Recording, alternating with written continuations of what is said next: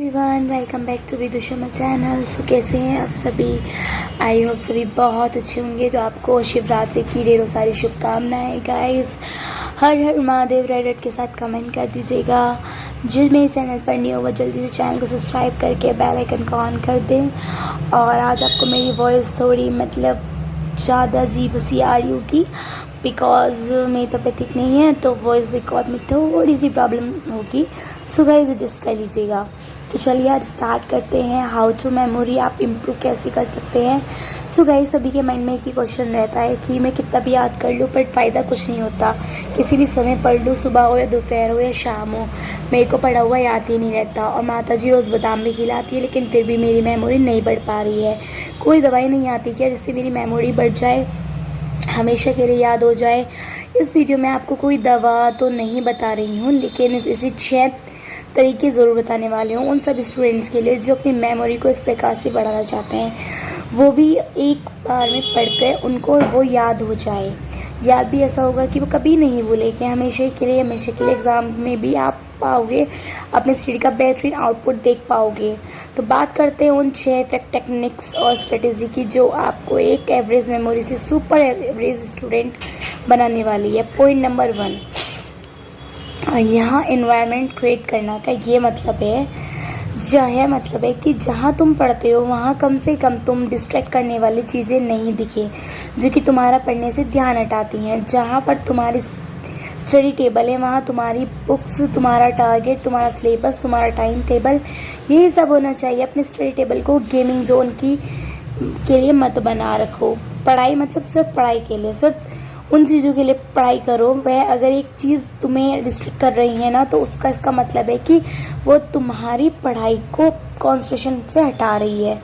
तो जैसे कि मैंने आपको बताया, कंसंट्रेशन करने के लिए आप जहाँ पर भी स्टडी करते हो तो वहाँ पर एक जगह स्थिर होना चाहिए, सिर्फ वहाँ पर पढ़ाई का हो। तो माइंड को यह संकेत मिलता है कि बंद हो जाएगा कि उस याद करना है। और फोकस रहने के लिए पहला तुम्हारा एनवायरनमेंट स्टडी कंटिन्यूस करना सबसे अनुकूल होना, जहाँ बैठने के लिए उठने का मन नहीं करे। Point number 2, create invite today topics. Interest create करने का मतलब है कि तुम कोई टॉपिक पढ़ रहे हो, अब तुम्हें बोरिंग लग रहा है, तुम्हारे मन कर रहा है कि यार और कोई टॉपिक पढ़ता हो, तुम्हें वो याद नहीं रहता है, इम्पोर्टेंट टॉपिक छूट जाता है। इसके लिए ज़रूरी है कि तुम जो भी पढ़ रहे हो या फिर पढ़ रही हो उसमें तुम्हारा इंटरेस्ट होना बहुत ज़रूरी है। तुम्हारा मन करे उसको पढ़ने का, अगर तुम्हारा मन करता है उसको पढ़ने का तो याद कर सकते हो। मन बनाना पड़ता है ना, मन बनाना पड़ेगा क्योंकि तुम्हें उस टाइम उसे पढ़ते टाइम मज़ा आ रहा है था, इसलिए वो तुम्हें याद हो गया। जैसे एग्जांपल देती हूँ, तुमने बहुत पहले अगर कोई अच्छी मूवी देखी होगी, जैसे थिएटर्स ही ले लो, उसे देखते टाइम तुम्हें बहुत मज़ा आया होगा और आज के 10 साल बाद भी तुम उस मूवी की एक एक बातें याद होंगी। कौन सा सीन, कौन सा डायलॉग, कौन सा कब कैसे आता है, क्या स्टोरी है, तुम्हें काफ़ी कुछ याद है उसमें से। वही अगर तुमने कुछ दिन पहले टाइम पास के लिए अगर कोई मूवी देखी होगी तो उसका तुम्हें आज नाम भी याद नहीं होगा, ना स्टोरी याद होगी, ना उसका कैरेक्टर याद होगा, क्योंकि वो बस तुम्हें ऐसे ही देखी थी कि तुम्हारा बस टाइम पास हो जाए और कोई ख़ास मज़ा भी नहीं आया होगा, है ना। तुम्हें इसलिए देखने में, इसलिए जब तक तुम्हें पढ़ने में तुम्हारे सिलेबस के टॉपिक्स प्रॉब्लम को सॉल्व करने में मज़ा नहीं आएगा, तब तक तुम उन्हें याद नहीं कर सकते। जब कोई चीज़ इंटरेस्ट से बनाई जा सकती है ना, याद की जा सकती हो ना, तो वो लंबे समय तक हमारे माइंड में, मेमोरी में याद रहती है और उसको हम कभी नहीं भूलते। चलो मैं बताती हूँ कि आपको इंटरेस्ट क्रिएट कैसे करना है, टॉपिक को इंटरेस्टिंग कैसे बनाना है, यहीं से निकलेगा। आते हैं पॉइंट नंबर 3। तो पॉइंट नंबर 3 जो है, association techniques connect topic with each other. किसी भी टॉपिक या चैप्टर को इंटरेस्टिंग बनाने के लिए आपको एसोसिएशन टेक्निक का पूरा यूज़ करना होगा। इसमें क्या करना होगा कि जो भी नई चीज़ पढ़ रहे हो उसे चीज़ से कनेक्ट रहो, जो पहले से तुम्हें आती हो, जो तुम्हें इजीली याद है, उसे नए टॉपिक को कनेक्ट करो।